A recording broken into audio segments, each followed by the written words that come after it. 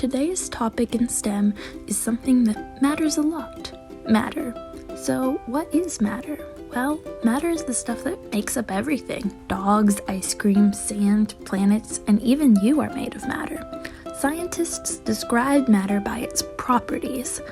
A property is a characteristic of something, things that we can observe and measure, such as how something looks, how something sounds, how it feels, how it acts. In science, matter is defined as anything that has weight and takes up space. Weight refers to how heavy something is. Weight is what we measure with a scale, like when we go to the doctor's office, the doctor sometimes will measure our weight. When we are talking about the amount of space something takes up, we are referring to its volume. Weight and volume are two properties of matter, but there are also a lot more. Matter comes in different forms, or states. The states of matter are solids, liquids, and gases. Solids keep their shape on their own, like a ball.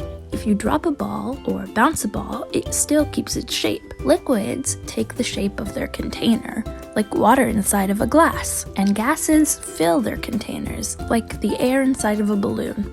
Another property of matter is solubility, which refers to whether or not something can be dissolved. This is like when we put salt in water, how the salt disappears because it dissolves into the water. Other properties of matter include color, texture, if it's soft like a blanket or hard like a rock, temperature, how cold or hot it is, smell, and taste. Why does understanding matter matter? Well, learning about the properties of matter helps scientists understand objects so that we can use them to invent new things and solve problems.